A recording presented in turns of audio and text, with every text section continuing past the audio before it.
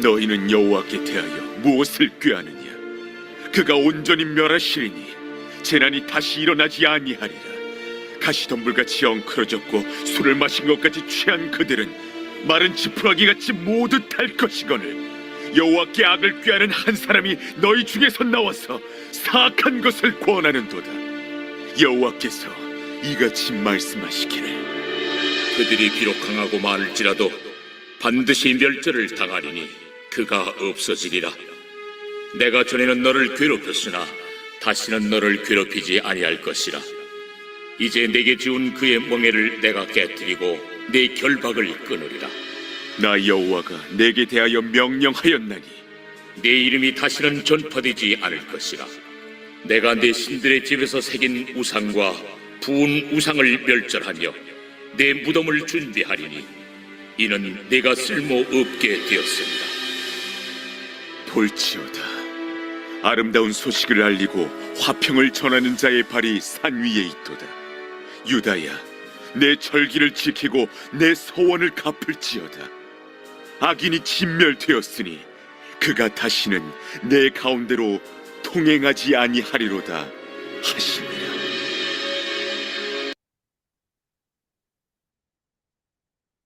네, 오늘 본문의 말씀은 심판과 회복에 대한 말씀입니다. 심판은 니느웨의 성 아수르 사람들을 심판하신다는 이 말씀입니다. 왜 니느웨의 성 사람들이 하나님부터 심판을 받습니까? 그들이 악을 행하였기 때문입니다. 또 위로받고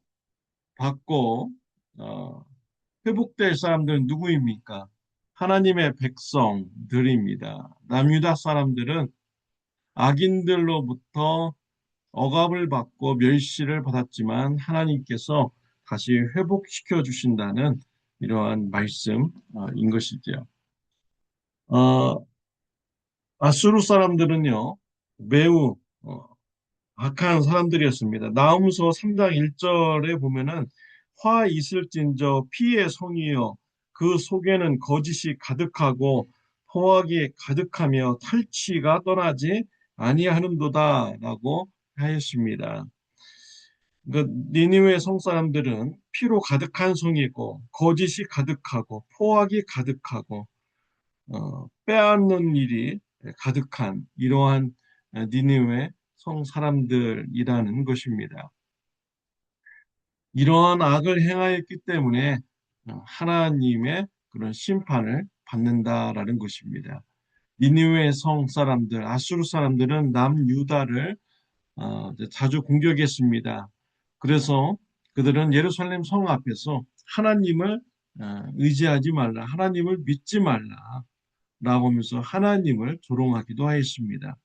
또 므낫세 유다 왕을 포로로 붙잡아 가는데요. 갈고리로 채웠고 또 쇠사슬로 묶었다라고 했습니다. 그러면 갈고리로 어디를 꿰었을까요? 갈고리는 낚시바늘과 같이 끝이 이렇게 날카롭게 되어 있고 고리 모양으로 되어 있는 것이죠.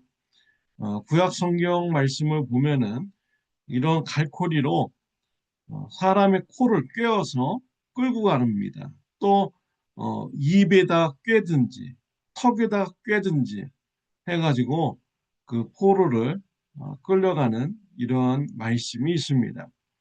아수르 사람들 므낫세 왕을 포로로 끌려가는데 갈고리로 하였고 쇠사슬로 묶었다고 했습니다.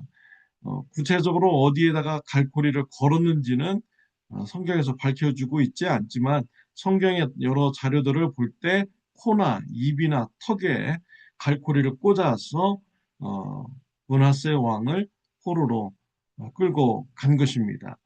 정말 이러한 모습을 볼 때 포악한 이러한 아수르 사람들이라는 것을 우리가 알 수가 있는 것이죠. 하나님께서는 악한 니느웨 성 사람들을 심판하신다라고 하셨습니다. 10절에 보면 가시덤불같이 엉끄러졌고 술을 마신 것 같이 취한 그들은 마른 지푸라기 같이 모두 탈 것이거늘 이라고 했습니다. 마른 지푸라기가 불에 타듯이 아수르 니느웨 사람들을 심판하신다라고 말씀을 하신 것입니다.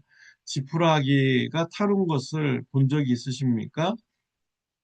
정말 순식간에 지푸라기가 타서 없어져 버립니다. 아무리 많은 이런 지푸라기일지라도 불이 붙어버리면 순식간에 다 없어져 버리는 것이죠. 마른 지푸라기가 타듯이 아수르 니느웨 성 사람들을 심판하신다라고 하셨습니다. 또 14절에 보면 나 여호와가 네게 대하여 명령하였나니 내 이름이 다시는 전파되지 않을 것이라. 내가 내 신들의 집에서 새긴 우상과 구운 우상을 멸절하며 내 무덤을 준비하리니 이는 네가 쓸모없게 되었습니다. 아수르가 섬기고 있는 니느웨 성 사람들이 섬기고 있는 이런 우상들을 하나님께서는 다 파괴하신다라고 하였습니다. 멸절시킨다고 했습니다. 그리고 또한 아수르 왕의 무덤을 준비할 것이다라고 했습니다. 아수르 왕을 죽음으로 심판하신다라는 이러한 말씀인 것이죠. 우리는 주위에서 악인들을 볼 수 있습니다. 또 악인들이 형통한 것을 볼 수가 있죠. 이때 우리는 낙심하지 말아야 됩니다. 반드시 하나님께서는 저런 악인들을 심판하여 주신다. 하나님께서 반드시 공의를 세워주신다. 정의를 세워주신다. 라는 이런 믿음을 우리가 가져야겠습니다. 이러한 것이 바로 믿음의 자세인 것입니다. 악인들은 하나님 또 심판을 받고 또 하나님의 백성들은 하나님의 위로와 하나님의 회복하심의 축복을 받는다는 이런 믿음을 우리가 가져야 되는 것입니다. 15절 말씀에 보면은 볼지어다 아름다운 소식을 알리고 화평을 전하는 자의 발이 산 위에 있도다. 유다야 네 절기를 지키고 네 서원을 갚을지어다. 악인이 진멸되었으니 그가 다시는 네 가운데로 통행하지 아니하리로다 하시니라. 15절 말씀에 보면은 하나님의 백성인 유다 백성들의 회복에 대한 말씀을 나오고 있죠. 하나님께서 화평하게 해 주셨으니 절기를 지키고 서원을 갚으라라고 말씀하고 있습니다. 악인들을 진멸시켜 주었으니 회복된 유다 백성들은 절기를 지키고 서원을 지키라라는 이런 말씀을 주신 것입니다. 은혜 받은 자들은요, 하나님의 은혜를 기억하고 예배하는 자가 되어야 하는 것입니다. 구약성경에 보면 이스라엘 백성들이 애굽에서 해방되었습니다. 홍해 바다가 앞에 가로막아 있었고요. 뒤에 애굽 군사들이 따라오고 있었습니다. 하나님께서 은혜 주셔서 홍해 바다를 갈라 주셨습니다. 이스라엘 백성들이 홍해 바다를 건넜습니다. 뒤따라오던 애굽 병사들은 홍해 바다 물속에 장사가 되었습니다. 이스라엘 백성들은 이러한 하나님의 구원의 은혜를 보았을 때 하나님께 찬양을 드렸습니다. 하나님께 예배를 드렸습니다. 하나님으로부터 은혜 받은 자가 해야 할 일은 하나님께 예배를 드리는 것입니다. 사랑하는 성도 여러분, 하나님부터 은혜 받았습니까? 구원의 은혜 받았습니까? 죄 사함의 은혜를 받았습니까?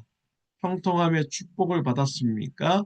하나님의 은혜에 감사해서 예배드리는 신앙인이 되시기를 바랍니다.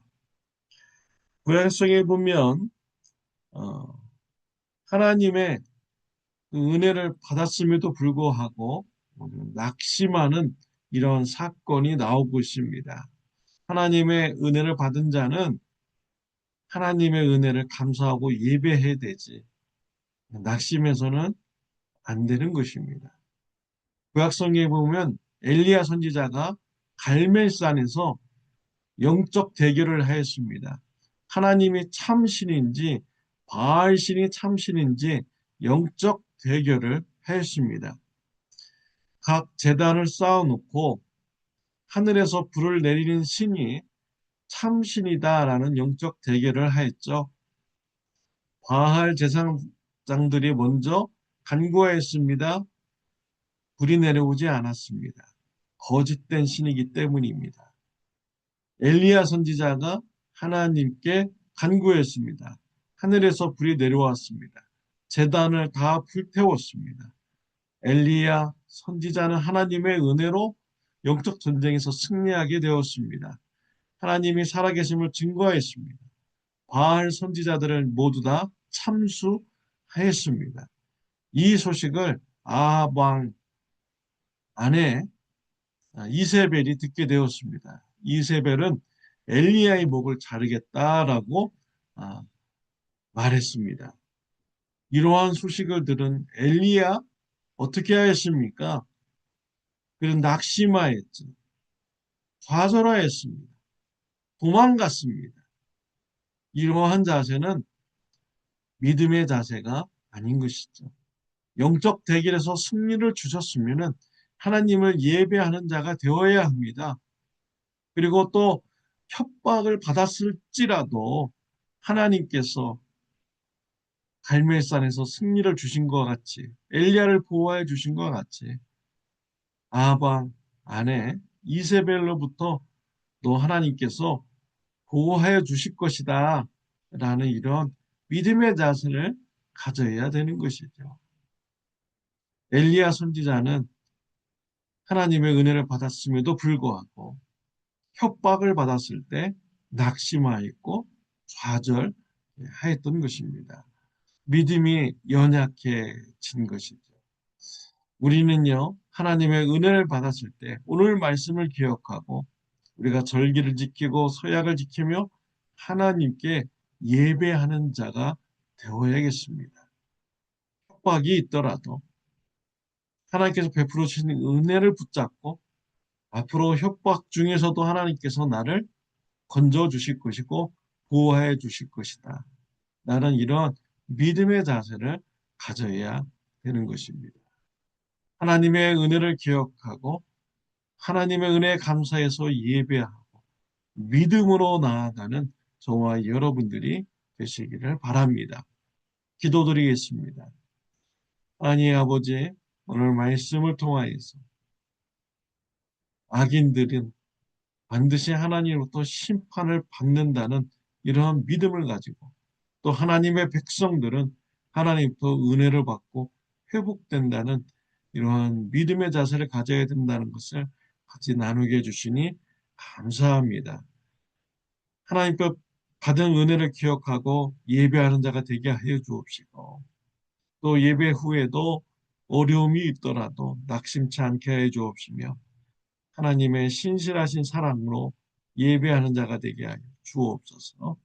예수님의 이름으로 기도드렸습니다. 아멘. 믿음의 하루가 되시기를 바랍니다.